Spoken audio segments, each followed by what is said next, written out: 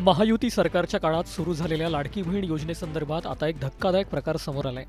या योजनेचा लाभ परप्रांतीय महिला सुद्धा घेत असल्याचं उघड झालंय। परप्रांतीय लाभार्थ्यांची संख्या 1-2 नव्हे तर हजारोंच्या घरात असल्याची गंभीर बाब उघड झाली आहे। या बोगस लाभार्थ्यांचं रॅकेट कसं उघड झालं? या परप्रांतीय लाडक्या बहिणी कशा पद्धतीने महाराष्ट्राच्या तिजोरीवर डल्ला मारतायत? या परप्रांतीय बहिणी नेमक्या आल्या तरी कुठून?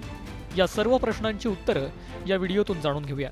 त्यासाठी हा व्हिडिओ शेवटपर्यंत पाहत राहा आणि टाइम्स नाऊ मराठीला लाईक, फॉलो आणि सबस्क्राईब करा।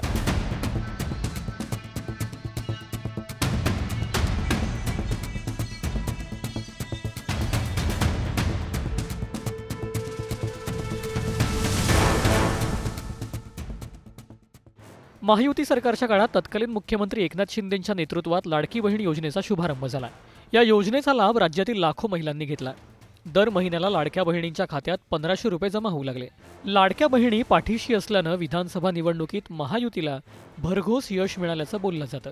पण आता याच योजनेचा लाभ परप्रांतीय बहिणी घेत असल्याची धक्कादायक बाब समोर आली आहे। बोगस लाभार्थी महिलांचं हे एक मोठं रॅकेट असल्याचं उघड झालंय।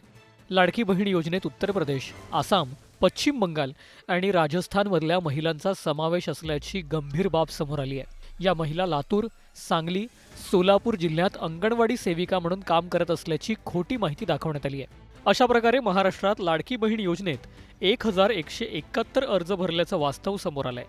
या बोगस लाभार्थ्यांविरोधात आता गुन्ह्यांची नोंद करण्यात आली आहे। तसंच ज्यांचे अर्ज बोगस आहेत त्या खात्यांचे पैसे तातडीनं बंद करण्यात आले आहेत। सोलापूरच्या बार्शी तालुक्यात बोगस लाभार्थी बहिणी आढळल्याची माहिती आहे। एका गावात मुस्लिम महिलांचे सर्वाधिक अर्ज आढळले।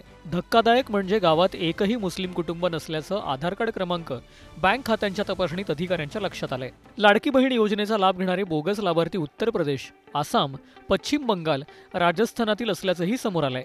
या रॅकेटने लॉग इन आयडीचा गैरवापर करण्यात आल्याचंही उजेडात आलंय। राज्य सरकारतर्फे या योजनेसाठी स्वतंत्र वेबसाईट तयार करण्यात आली।